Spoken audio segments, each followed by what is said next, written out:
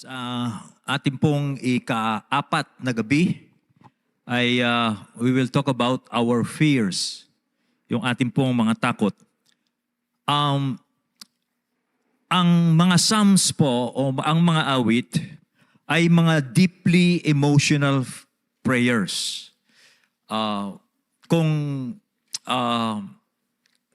hindi ka sanay magbasa ng psalm at nagtuloy-tuloy kang magbasa, maring masyak ka dahil maraming ipinahahayag na mga bagay na maring sabihin mo na hindi dapat sinasabi yung mga bagay nito.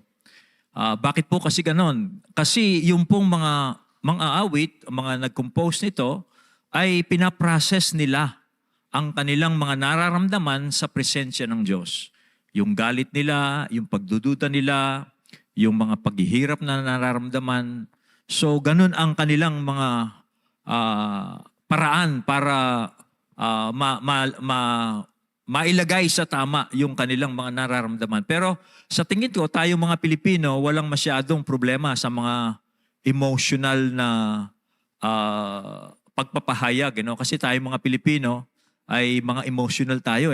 Konting ano lang, na tatawa tayo o kaya madali tayo maiyak ng parang ganon.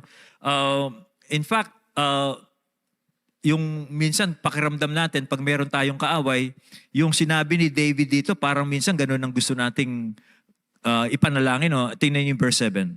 Sabi ni David, sabi niya, "Tumayo ka, Panginoon, iligtas mo ako, aking Diyos. Sampalin mo yung aking mga kaaway." Sabi niya, sampalin mo ang aking mga kaaway at mauubos yung kanilang mga ngipin. Just imagine, pinasasampol mo yung tao sa Diyos. Ano kayo mangyayari doon? Sampalin ng tao ang Diyos, yung kaaway mo. So sa atin, wala pong masyadong problema yung mga emotional prayers na ito. Pero ang psalm sa nakikita po natin, sa napag-aaralan natin, ang mga psalm, meron tayong, tinuturuan tayo in a third way of expressing our emotions. Hindi po tulad ng binabanggit ko, hindi ko alam kung ilang beses ko na pong binanggit sa inyo ito, yung religious way of dealing with emotions is, ang isang tao relihiyoso, ayaw niyang ipahayag. Pinipigilan niya yung kanyang mga emosyon kasi iniisip niya baka hindi siya pagpalain ng Diyos. Kasi ang iniisip niya para pagpalain siya ng Diyos, kailangan niyang wag niyang ipakikita yung mga pangit na ugali. Halimbawa, yung galit, yung lungkot, kailangan lagi kang good sa harapan ng Diyos. Ganyan ang religious Kaya ang religious way, pipigilan, sasawatain yung kanyang nararamdaman kasi nga ayaw niyang magmukhang salbahe sa harapan ng Diyos, baka hindi niya makuha yung blessing ng Diyos. Kaya ganyan ang religious way. Yung secular way naman ay ang paraan ng pagpapahayag ng emosyon is just express them. Ang secular way, ipahayag mo ang damdamin mo kasi yan ang talagang nararamdaman mo at kung anong nararamdaman mo, yan ka. So ganun naman ang secular way. Pero itong mga psalm, hindi po ganun. Ang paraan ng pagpapahayag, pagpaprocess ng ating mga damdamin, ito po ay sa pamamagitan po ng pananalangin. Siguro most precise, we are processing our prayers before God in terms of prayer, tapos sinasama natin yung pagkakilala natin sa Diyos. We can express our emotions, our feelings before God, and that is one way, that is the gospel way to really process them and manage them.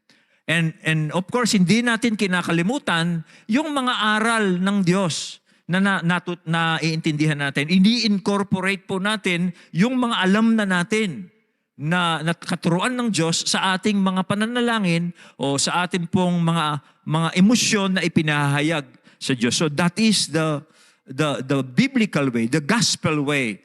Yan po ang itinuturo sa atin ng mga Psalms. Now, so ngayong gabi ito, we will talk about fear, takot. meron pong nagsabi, ang fear daw po marahil ito ang pinangapangunahing emosyon ng tao, ang fear. Ito raw po ang primal emotion that every human being has. Why? Kasi, halimbawa, sabi po nung nabasa ko, halimbawa, paano tayong lumabas as babies sa mundong ito? Nung baby tayo, paano lumalabas ang baby sa mundong ito? Okay? Umiiyak. Okay? Umiiyak siya. Okay? Ano kaya yung iyak na yon? Iyak kaya yun ng doubt? Nagda-doubt kaya siya umiiyak? Umiiyak kaya siya dahil malungkot siya, sorrow siya? Masyado namang complex yung bata, kabata-bata niya, meron ng sorrow, no? Yun po ay nagpapahayag ng cry of fear. Natatakot siya kasi for the first time in the baby's life ay lumabas siya sa isang safe place doon sa tiyan ng kanyang ina, at bigla siyang lalabas at masisilaw siya, tapos papaluin pa yan no? Papaluin, tapos minsan titingnan yung dila kung ipa-flash natin. So everything will be different. No, yung bang lahat po ay iba. Kaya yung bata, he's crying out of fear. So paglabas pa lang natin sa sinapupunan po ng ating mga magulang, ay nandun na yung fear sa atin. Nakakaramdam na po tayo ng fear. Now, dito po sa Psalm 3, si David ay mayroon pong malaking dahilan o mabigat na dahilan kung bakit siya natatakot. Okay? Kasi, yung pong, kung babasahin po ninyo itong Psalm 3, ay yung subtitle niya, mababasa po natin ng ganito. A Psalm of David when he fled from his son Absalom. So, si David po dito, meron po siyang malaking dahilan kung bakit siya natatakot. Pero mapansin po natin, nung pinrases niya ito sa harapan ng Diyos, ay talagang nakapag-survive siya. Okay? In fact, nakatulog siya. Okay? Nakatulog po siya. Makita natin, sabi niya sa verse 5 and 6, sabi niya, okay, I lie down and sleep, I awake again because the Lord sustains me. I will not fear the tens of thousands drawn up against me on every side. Literally, thousands po ang humahabol kay David. Kasi po ganito ang context niyan. Yung pong anak niyang paborito na si Absalom ay nag-coup sa kanyang sariling ama. Inikayat po ni Absalom yung puso ng mga tao kasi may balak siyang palitan yung kanyang ama na hindi pa namamatay si King David. Kaya po, nakuha po ni Absalom yung simpatsya ng mga Israelita, maging yung ilan pong mga opisyales ni David. Kaya po, narito na si Absalom, ay kasama po ang libo-libong mga tao, lulusubin na nila ang Jerusalem, at nang mabalitaan po ito ni David, siyempre ayaw po niyang masira ang Jerusalem at ayaw din niyang, siguro ayaw din niyang harapin at the time si Absalom. Kaya ang ginawa po niya ay tumakas siya from Jerusalem. Kasama po niya yung mga household staff niya doon po sa palasyo, and he was running for his life. Okay? And ganun nga po ang nangyayari kay David dito. He was running for his life. Okay? And kaya po si David po ay takot na takot by this incident. Okay? Sino nga hindi matatakot dito sa pangyayari pong ito? So, ano po ang matututunan natin dito? Kasi makita natin si David, pagkatapos niyang pinrases, yung kanyang matinding takot, siya'y nakatulog. In fact, hindi lang siya nakatulog, naging handa po niyang harapin yung mga taong lumalaban sa kanya. Mamaya po titingnan natin yun. So, ano pong matututunan natin dito sa Psalm in processing or praying our fears? Okay, meron pong, in that way, tingnan po natin yung two kinds or two levels of fear, and then titingnan po natin yung 4 steps out of this fear. 2 levels of fear or 2 kinds of fear, and then yung pong 4 steps out of fear. Now, there are 2 kinds of fears, 2 levels of fears. Okay? Unang klaseng fear. Yung pong fear na nanggagaling sa threat of physical harm or physical well-being. A threat that will come, a fear that will come to a person because there is a threat for his life. No? Natatakot ang isang tao dahil meron pong banta sa kanyang buhay. Yan po ang unang klaseng fear. Makita natin dyan sa verse 1, sabi po ni David, Lord, how many are my foes? Okay? Alam niya, libo-libo po ito. How many rise up against me? So nabanggit natin ang konteksto dyan. Si David was literally being pursued by thousands. Hindi po napaparanoid si David dito. Hindi ba yung mga tao napaparanoid, merong humahabol sa akin, pero wala naman. Pero si David po, literally, ay meron pong libo-libong mga sundalo na handa siyang hanapin, hulihin, at patayin. Okay? At yun nga po ang kanyang nararamdaman dito. No? So yung pong unang klase ng fear, threat, coming from a threat because some people wants to harm the person. Okay, yung pong pangalawa naman, ang fear, pangalawa po, yung fear naman na galing sa threat. Okay? Natetreten yung identity nung taong natatakot. Okay? Yun naman po ang verse 2. Paliliwanag ko pa po sa inyan. Sabi po ni David, many are saying of me, God will not deliver him. So dito po, this is another kind of fear. Okay? Na yung pong character ng tao ay yun na ang inaatake. Yung identity, yung character ng tao ay yun na po ang inaatake. Kaya David po, dito inaatake na yung kanyang identity. Yung kanyang character. Okay? Why? Kasi parang sa kanyang sinabi, many are saying of me, God will not deliver him. Okay? Dito, sinasabi po, challenge o inaatake yung pagiging anointed king ni David ng Diyos.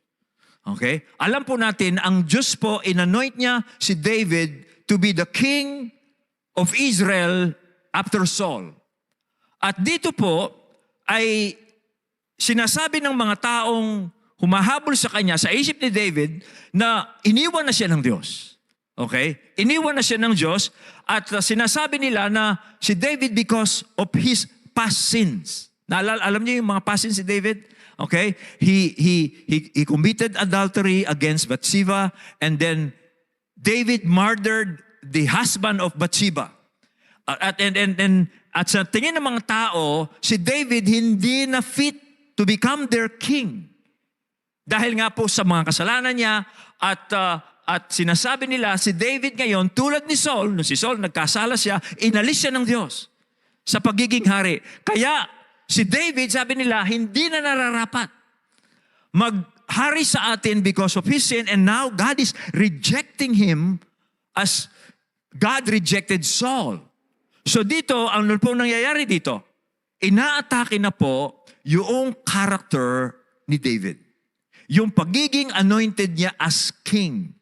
Okay? This is another kind of fear na kinatatakot po ni David dito sa verse 2. Okay?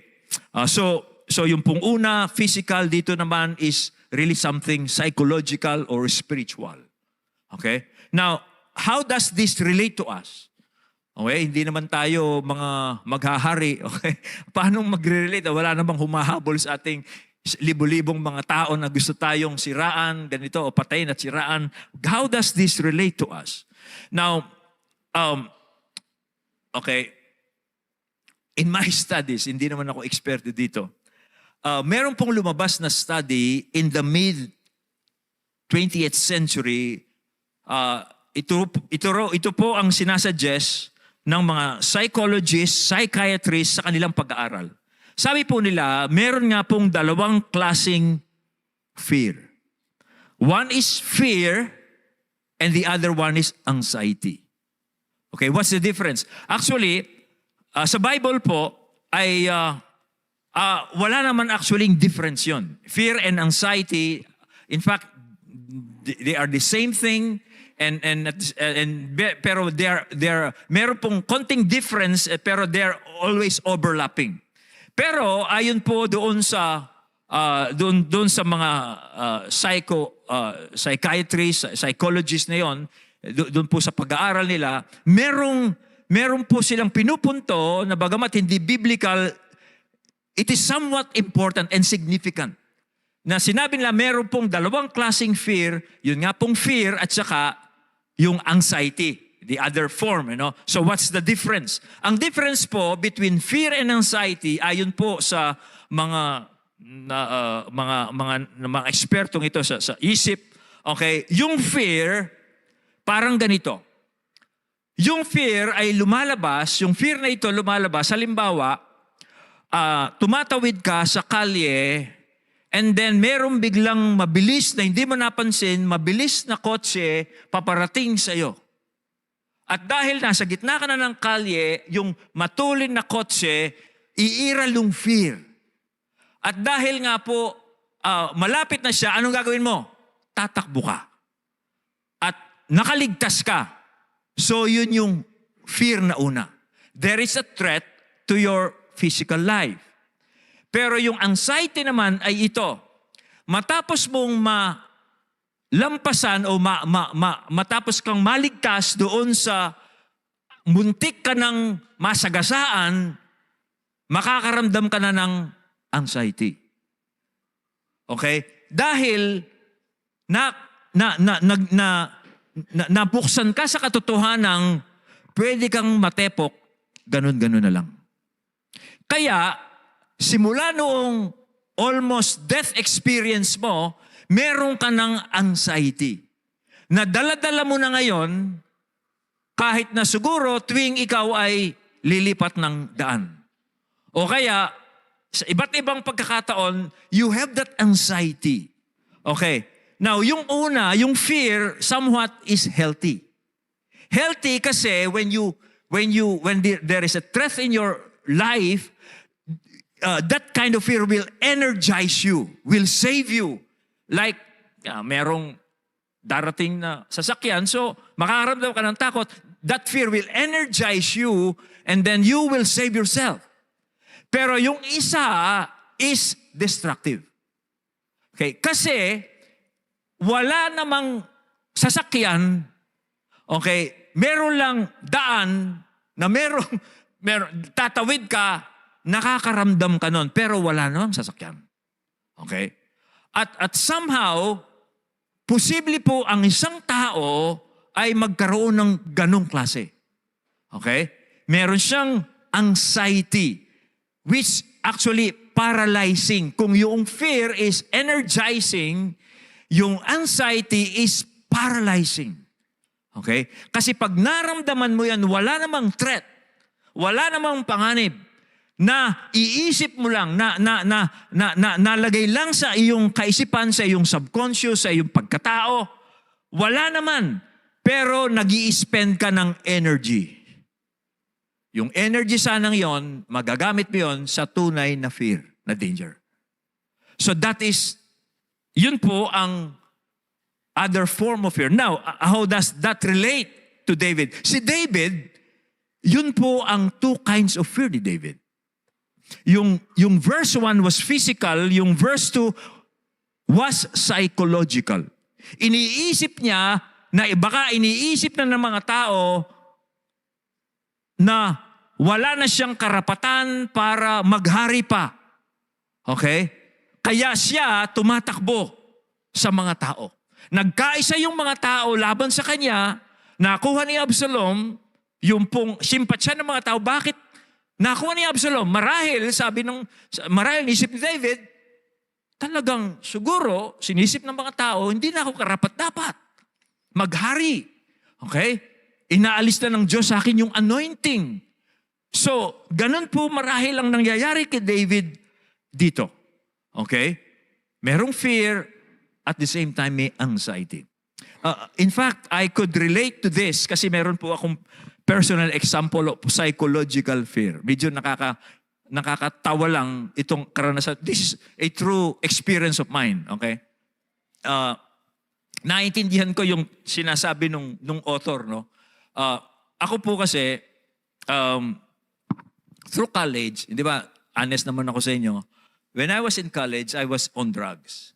Kanya po, hindi ko actually pinagbuti yung pag-aaral ko. I took up BS Chemistry, pero minsan pumapasok kami sa klase, basag o sabog, yung drugs.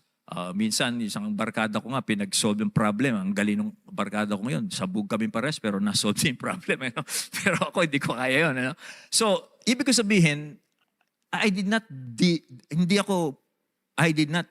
do well in my course as BS Chemistry. In fact, yung nanay ko, nagtaka siya, buti ka, sabi niya, gumraduate ka pa, hirap ng course mo, BS Chemistry, pero wag niyo po akong tatanungin sa ano bang chemistry, parang nung nagda-drugs ako, tanggal lahat yun, okay? Wala akong naalala sa akin na pag-aralan. Ano? Anyway, dahil po doon, nagkaroon ako ng fear that I might not get a job. Dahil hindi po ako confident doon sa aking course, kaya hindi ako nag-a-apply ng trabaho as chemist. Nag-a-apply po ako as medrep, as a sales agent, mga ganon-ganon. Pero ang hirap.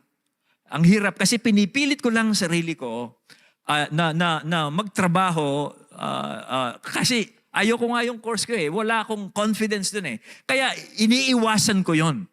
Until siyempre, hanggang sa na-born again ako. Na-born again po ako and I thank God, ang Diyos tinawag ako magpastor. Tapos ang isang paniniwala ko, ako ay tinawag ng Diyos, bilang magpastor, nag-aral po ako at kumuha ko ng theology courses. I have my Master of Divinity major in missions. No? Pero doon po, nung nag-aral ako for 3 years, doon lumabas ang galing ko. No? Lahat sa Bible ngayon, lahat ng pinag-aralan ko, halos narito. Okay? Sila John, sila Eva, pag tinatanong ko sila, nasan na kayo? Then I will discuss to them kung ano na ang napag-aaralan na. Kasi lahat ng napag-aaralan ko yata sa theology, nasa isip ko. Hindi po yan nabubura. Pero, there are times po madalas, nananaginip ako. Ito yun, ito na yung totoo. Totoo ito. Pag nananaginip po ako, narito ako, parang nang kagagraduate ko lang ng chemistry at dito, naghahanap ako ng trabaho. Hindi ako makakuha ng trabaho. Okay? At pag po nangyayari yon, para ako nababangungot. Nandun, sa panaginip ko rin, nakikita ko yung mga klase ko, magaganda na yung mga trabaho, pero ako, hirap na hirap akong makakuha ng trabaho. Hanggang sa nagising ako, sabi ko, natatakot ako kasi wala akong trabaho. Numagising ako, hanggang sa mahimas-mas ako, siyempre, pag nagising ka, medyo matagal pa medyo meron ka pang hangover doon sa panaginip mo, pwedeng pakibuksan itong, kaya nagalis ako ng jacket eh. Okay. Kanya, ang nangyayari, pagkatapos po noon, pagkagising ko, ay sabi ko, panaginip lang pala. O nga, pastor na ako, may trabaho na ako. Parang gano'n. So, nawawala ka agad. So, there is a psychological fear. Okay? Na nandoon sa sistema po natin, and it is an anxiety. So ganito po yung karanasan ni David dito. At marahil, I don't know about you, baka po, ilan po sa atin dito, meron kayong psychological fear. Okay? Na wala namang threat, pero dahil po something that happened in your life, pero ngayon ay nandito. Now, what will you do? Ano po ang ginawa ni David dito sa dalawang klaseng fear na ito? Well, tingnan nyo yung verse 3, maganda po ang verse 3. Verse 3 starts with a very important word. You know that word? But. Okay? Pag nakakita po kayo sa Bible ng salitang but, yan po kadalasan ay good news. Okay? But, ito po sabi ni David, O Lord, how many are my foes? How many rise up against me? Many are saying of me, God will not deliver him, but. Yan po ang game changer dito. Yung salitang but. Pag po nakakaramdam tayo ng negative emotion, okay, sorrow, fear, guilt, sabihin natin yung salitang but. Kasi po, yan ang game changer. So, how do we handle fear? 4 steps. Okay? Sasabihin ko po na, Norms, wag mong alisin, sasabihin ko lang, wala akong ganito. Una, follow God's will. Pangalawa, relocate your glory. Pangatlo, remember God's covenant. And 4, do it in community. So, follow God's will, relocate your glory, remember God's covenant. Number 3, do it in community. So number 1, follow God's will. Sabi po sa verse 3, but you are a shield around me, O Lord. Now, pansinin niyo ang sinabi ni David, natatakot ako, tumatakas ako, I feel insecure, but you are a shield around me, O Lord. Now, pansinin niyo, ang sinabi niya, you are a shield around me. Hindi po niya sinabing, you are a shield for me or you are a shield to me, kundi you are a shield around me. Okay? Ayon po sa mga commentators, meron daw pong dalawang klaseng shield.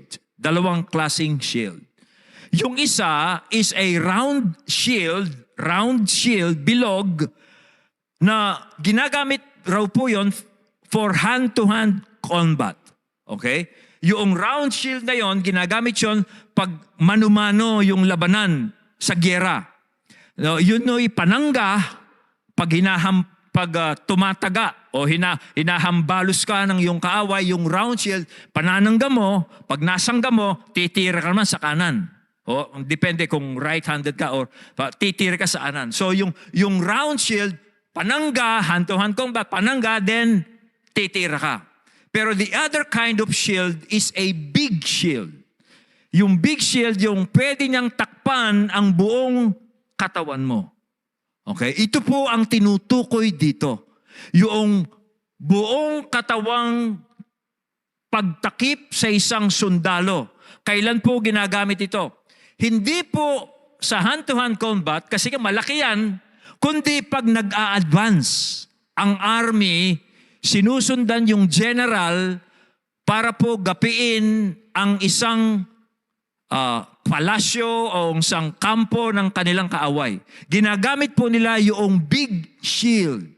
Habang sila'y nag-a-advance, sinusunod ang commander nila, okay? Dahil habang nilulusob nila yung kampo ng kaaway, ano ang ginagawa ng kaaway? Okay, nandun yung mga sibat, nandun yung mga bato, nandun po yung mga palasong umaapoy. Kaya yung malaking shield na yon, yun ang panangga nila habang sila ay nag-a-advance. Ganun po ang tinutukoy dito ni David. So itong shield na ito, habang nasa matindi silang talagang panganib. Okay? Okay?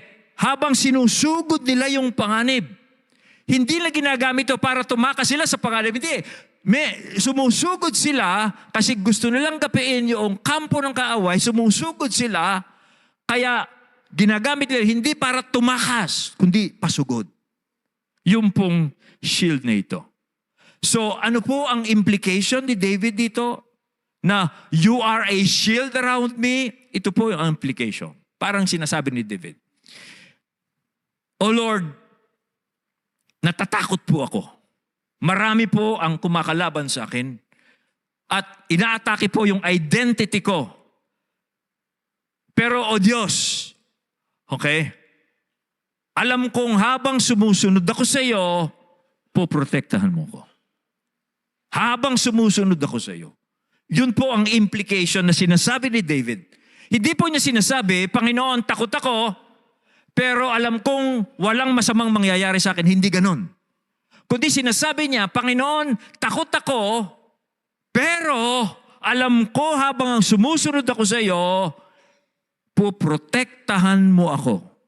Yes, masama ang nangyayari sa akin, pero poprotektahan mo ako.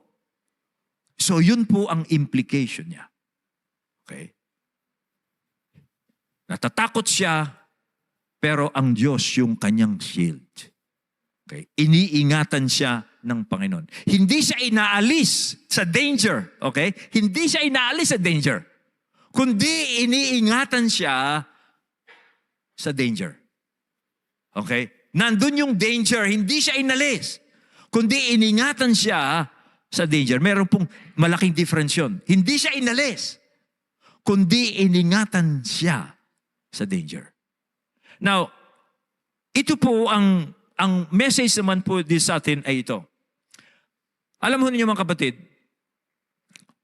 pag po tayo ay merong mga threats sa atin at nakakaramdam tayo ng fear because of those threats, they are real threats.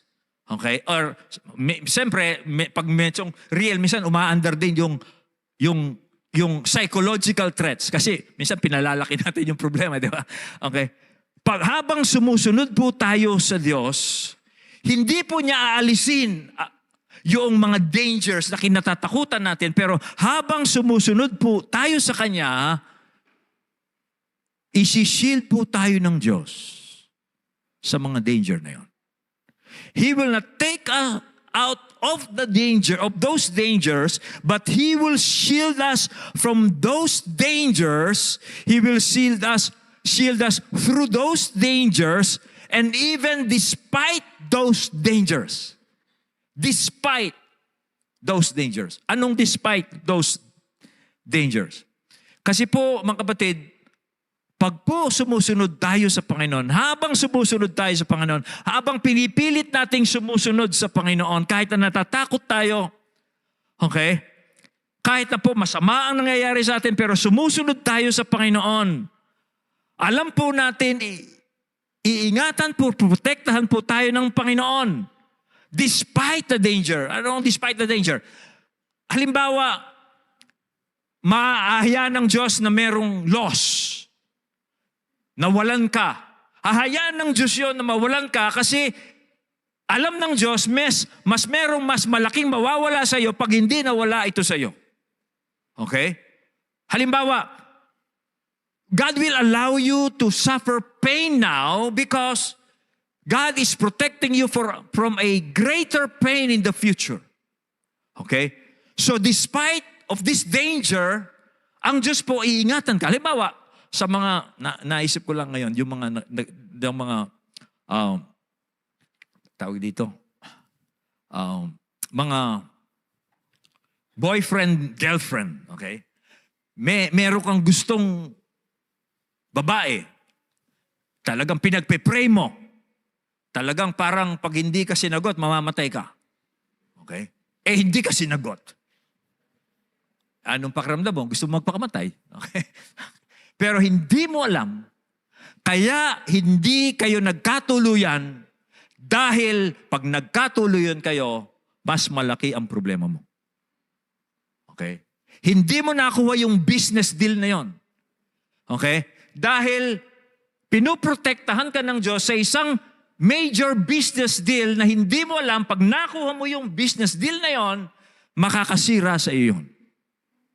So God can protect us, can shield us as we are following Him. Even though we do not know the reason why He is rejecting us, He's allowing us to suffer loss, He's allowing us to suffer sickness.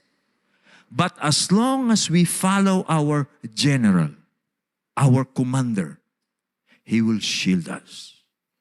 Yan po ang dito ang kinukuha ni David. At pwede nating kunin yan. I can be honest with you. Alam mo ninyo, there are many moments in my life, alam po niya ang buhay namin. Sometimes, we don't care about the consequences. Ang mahalaga lang sa akin, ang mahalaga sa aming mag-asawa is we are following God. We are following the Lord's leading. We are following Him in our personal lives, in the church life. And we do not so much care the consequences. Kasi alam ko, habang sinusunod ko ang Panginoon, habang pinipilit ko siyang sundin sa aking buhay, in my personal life, in the ministry life, ang Diyos, iingatan niya ako. Kung meron man siyang hindi binigay sa akin, bahala na po siya at nagtitiwala ako, pag binigyan niya man ako, talagang bongga. Bongga. So yun po ang isang makikita natin dito. Kanya po, okay, by the way, dudugsong ko na po itong second sub-point po dito sa major point na ito. Pero this kind of protection and shield will only happen to you as you keep moving forward. Tulad po ng shield na yon. It will not work for a person who turns back and leave the fight. Mangyayari lamang yung shield ng Diyos habang sinusunod natin siya papasulong. Hindi po yun mangyayari pag natakot ka sa fight, tumalikod ka, bahala ka na sa buhay mo. Hindi ka na mapuprotektahan ng Diyos. Hindi ka na sumusunod, natakot ka, nadala ka ng takot mo, kaya tumakbo ka na lang, dala-dala mo pa yung, siguro tatapon mo lang yung shield na yan, tatakbo ka na lang. It won't work that way. Kaya po, dalawa yung options po dito in following God's will. Obedience and or disobedience. Obedience or disobedience. Now, obedience may be hard. Obedience may be mahirap i-explain yung pagsunod. Pero it's the sure way to have God's protection. Now, yung disobedience naman may be easy, pero it's deadly. It's deadly. Kasi nga, you are living the path of God. You're living the path of God. And sadly, minsan nakakita ko ng Christians, they are choosing disobedience. Kaya they live with that anxiety. Hindi po umaalis sa kanila yung anxiety. Kaya namumuhay sila sa takot. Kasi alam na nila yung kalooban ng Diyos, hindi pa nila sinusunod. Nasusunod pa rin yung sarili ng kagustuhan. Kanya po, tuloy-tuloy yung pagiging anxious po nila. Alam po natin ang pagsunod sa Panginoon is not easy.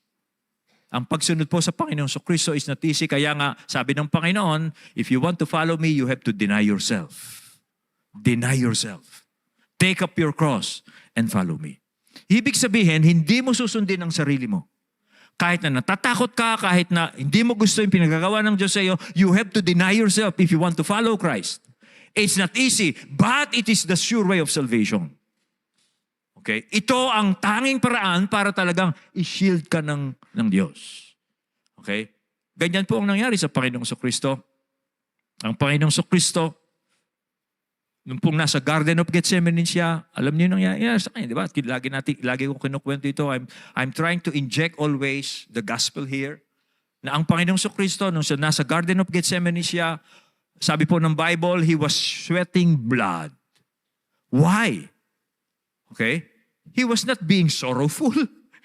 Hindi po siya nalulungkot doon. He was shedding blood, pinapawisan po siya ng dugo, hindi dahil nalulungkot siya. Hindi, because, kaya po, ganun ang pawis ng Panginoon dugo dahil natatakot siya. He was terrified doon sa mangyayari sa kanya. Kasi in following God in his life, it means death to him, crucifixion to him. Pero, ano ginawa ng Panginoon? He followed the will of God. Because that's the only way for salvation, that's the only way for resurrection. Same thing with us. Ang una pong step to handle fear is follow God's will. To have His protection, kahit na po mahirap. Okay? Kahit na po mahirap. Ang Panginoon ganun eh. Sinunod niya ang Diyos, kahit na natatakot siya sa death, sa mangyayari sa kanya, pero that's the only way for salvation, the only way for resurrection. Ganyan din sa atin. Ganyan din sa atin. Now, pero hindi pa po enough yan. Hindi pa po enough just following God's will. Just being tough and follow God's will. Let's go to the second. Relocate your glory. Ito po yung pangalawa. Relocate your glory. Siguro ito na yung pangalawang ginamit natin itong salitang relocate your glory dito. Now, tingnan niyo yung verse 3. But you, Lord, are my glory, the one who lifts my head high. Now, ang salitang glory po is sa Hebrew, kabod. Ang literal meaning yan is weight. Tagalog, bigat. Ang salitang glory means significance, importance, identity, meaning. Okay. Si David po dito, dahil nakakaranas po siya ng deeper level of fear, yung tinatawag nating anxiety, now he is relocating his glory. Na sinabi niya dito, but you, Lord, are my glory, the one who lifts my head high. He is relocating his glory. Okay? Dahil po, nakakaranas po siya ng anxiety dito, he is now relocating, evaluating himself. Where does his glory, where does his significance, where does his identity relies? Where does his hope relies now? Kasi po, in the past, si David po, nirely niya yung kanyang glory, yung kanyang significance, nakabase lamang po ito, una sa family, pangalawa, doon po sa loyalty and love of his people, and then, maring, yung pangatlo, yung achievements niya as a king. He was a good king. Pero dito po, lahat ng tatlong ito, family, love of his people, loyalty of his people, and his achievement as king are all taken away from him. Inaalis na po sa kanya ang lahat ng ito.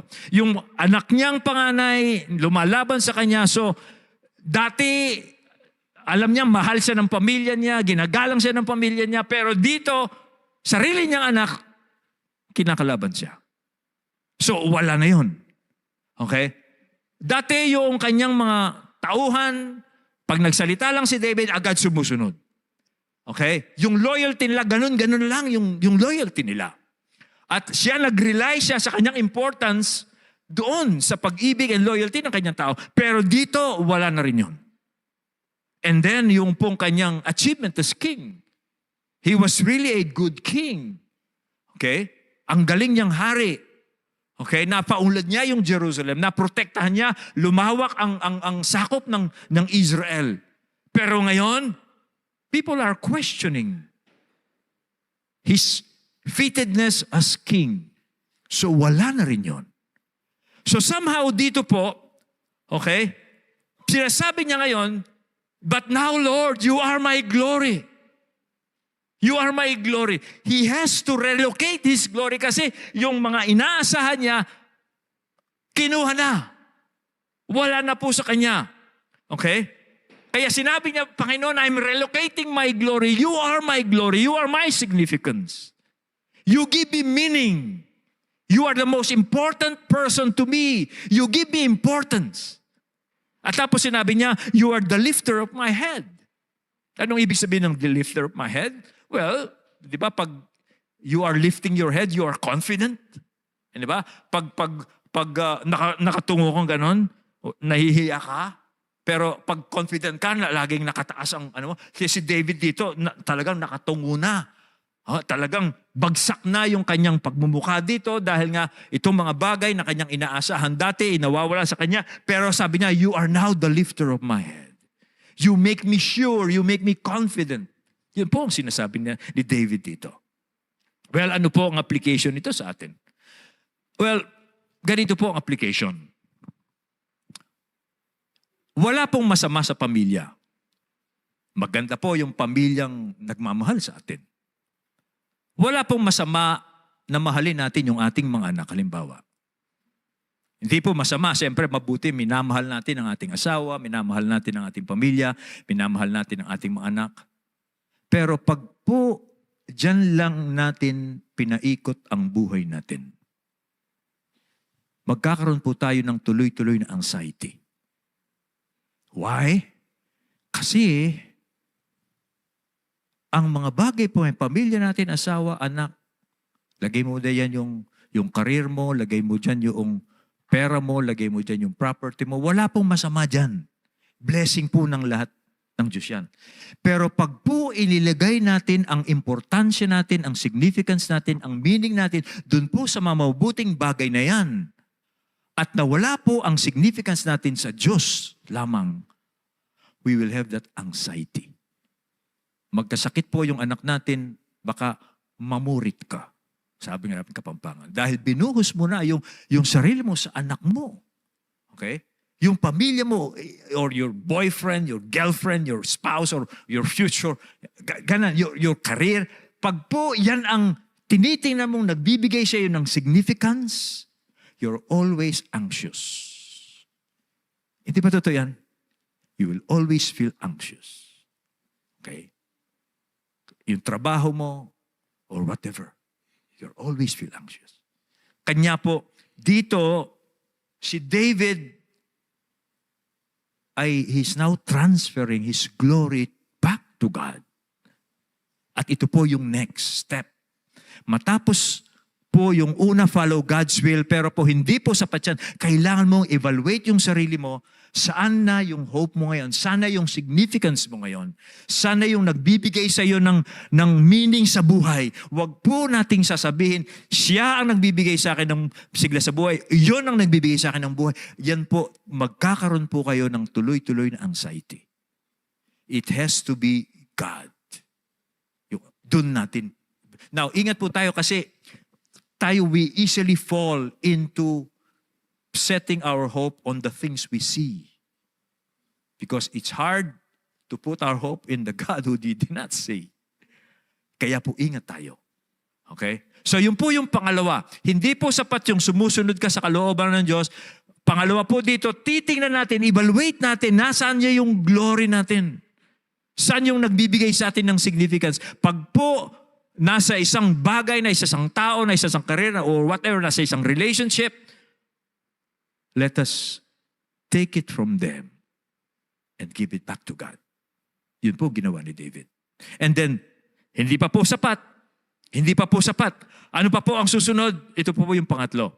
Remember God's covenant. Okay?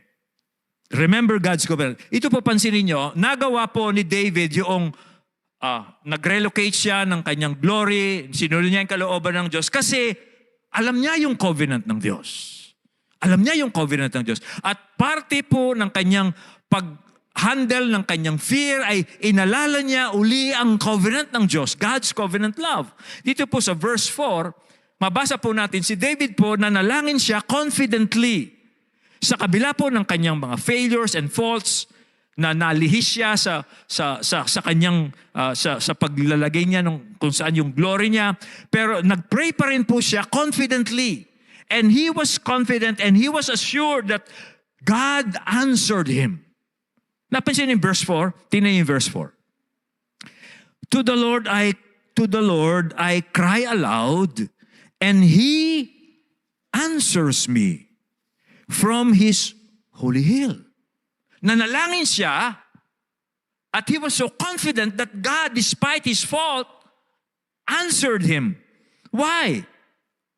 Why? Kasi he was looking at the temple. Kasi sabi niyan, he answers me from his holy mountain. Where is that? That's Jerusalem. That's where the temple of God is.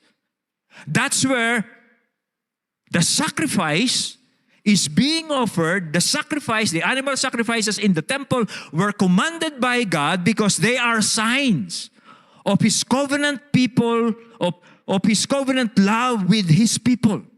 Kaya si David, sabi niya, I'm looking at the temple, and in the temple there is a sacrifice there, and those sacrifices were commanded by God to remind us that He has a covenant love with us. And God will answer me. So he's remembering God's covenant. Okay? Kaya nga sabi niyan, He answers me from His holy hill. Now, to emphasize yung faithfulness po ng Diyos sa kanyang covenant. Pag po nakipag-covenant ang Diyos, iba siyang makipag-covenant. Okay, yung sa Genesis 15 po, isang illustration nito kung paano makipag-covenant ang Diyos. Yung Genesis 15, if you remember, is the covenant of God with Abraham. Abraham. Okay? Alam niyan? Alam niyan? Okay?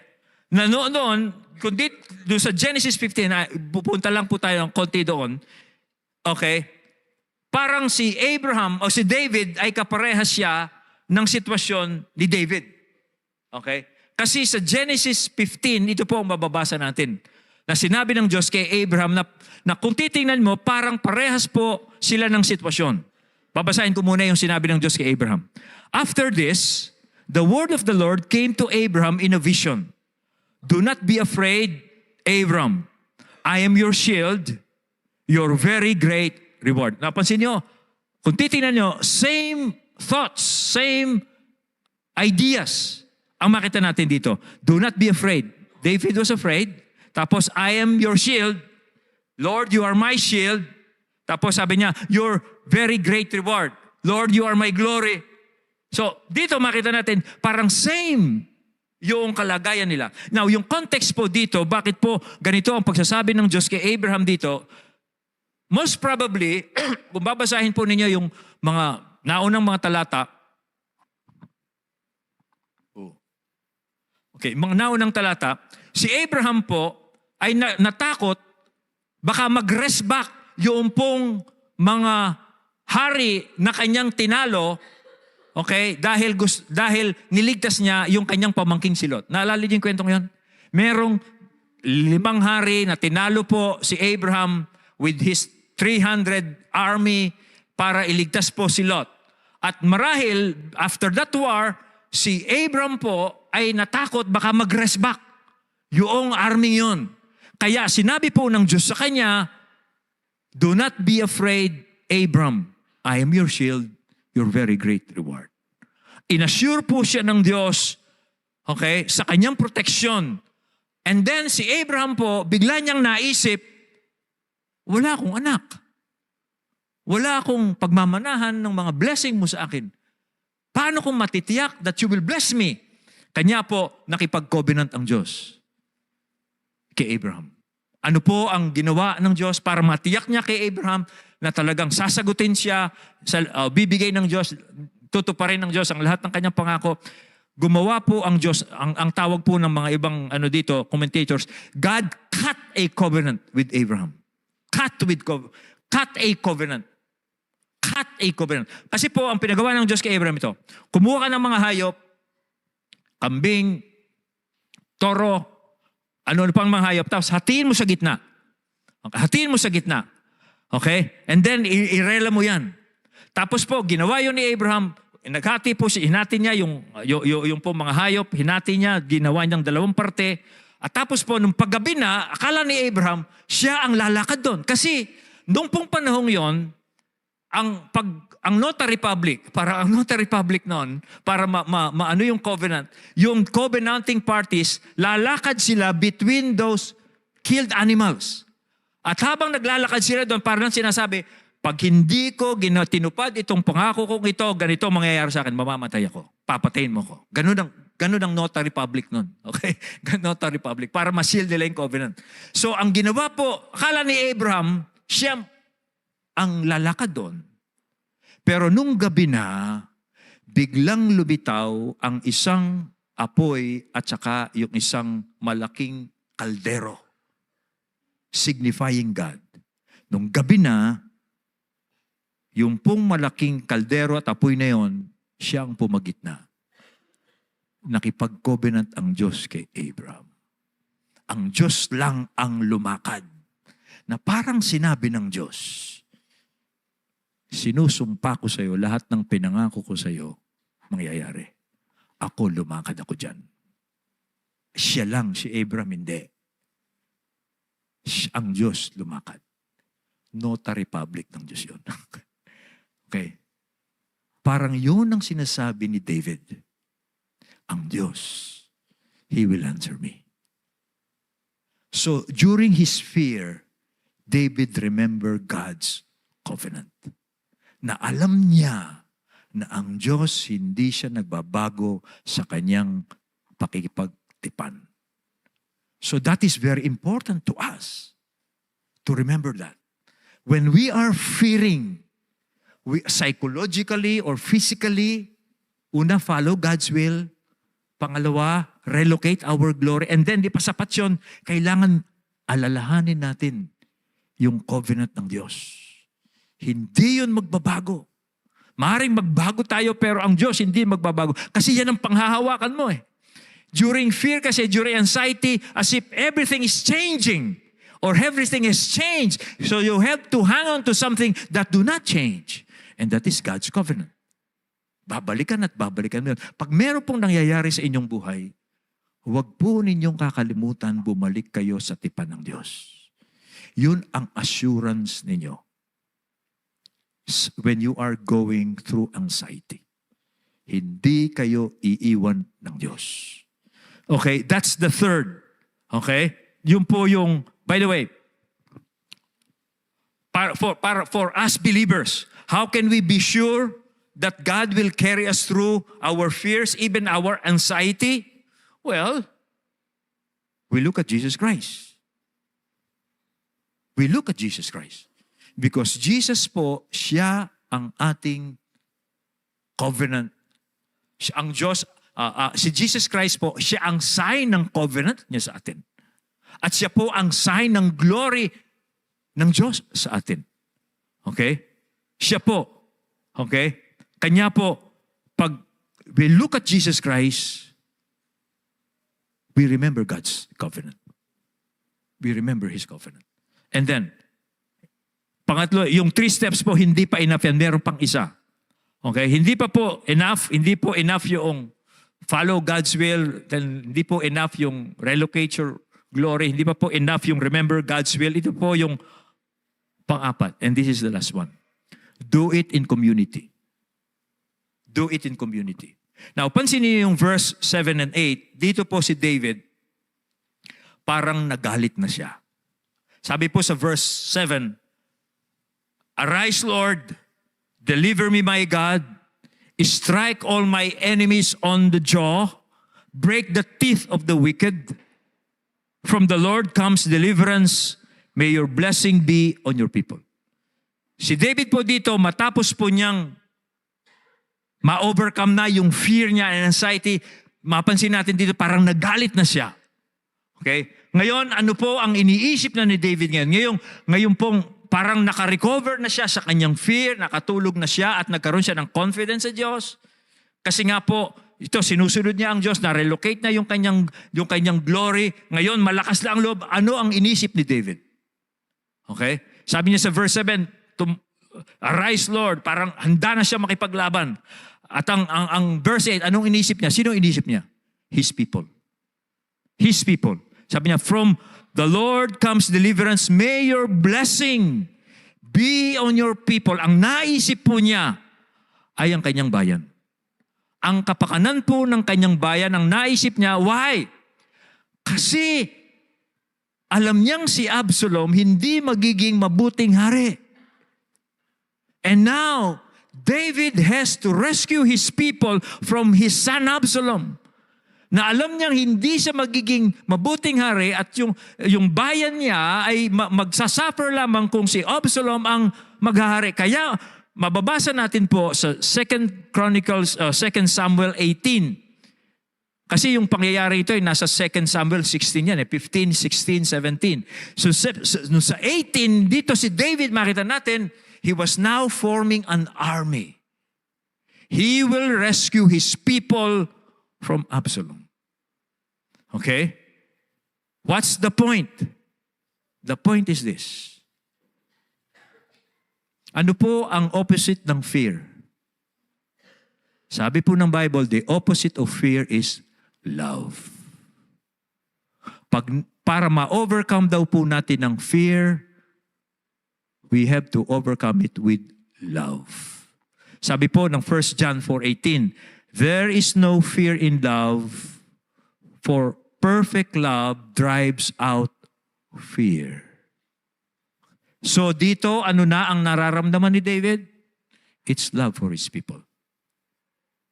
Pagmamahal po sa kanyang bayan. Okay? Ano po ang point? Ito po ang point. Ang fear po is self-seeking. Pag po ang isang tao ay natatakot, iniisip lang niya ang sarili niya. Fear is self-centeredness.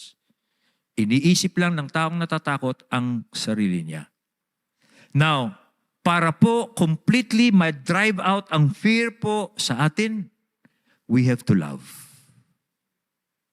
We have to transfer our self-love to others, other people, by loving other people. Okay? Kanya po minsan nakabalot po ang isang tao ng takot kasi sarili lang niya ang iniisip niya. Hindi niya iniisip ang iba.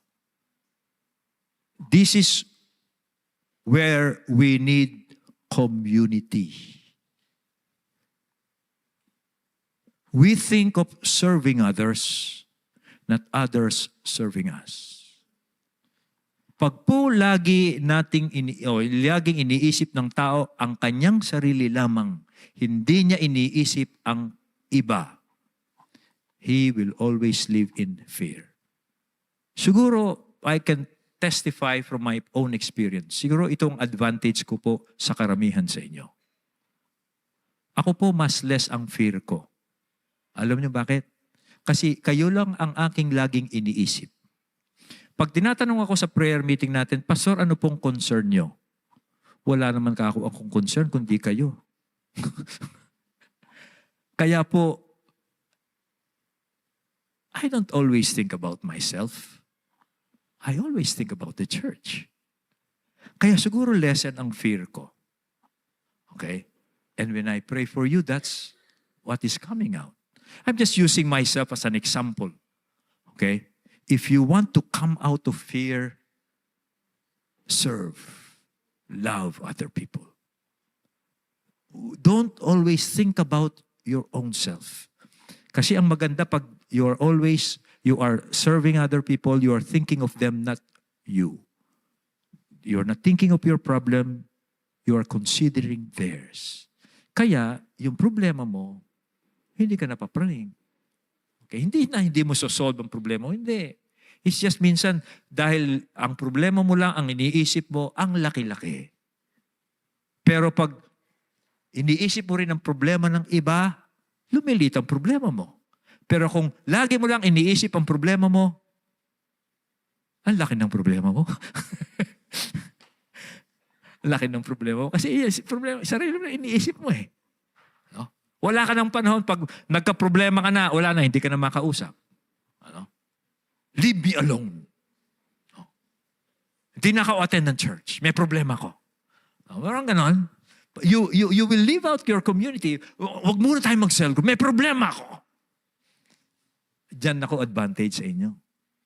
Ako, many times I'm discouraged pero I'm showing up.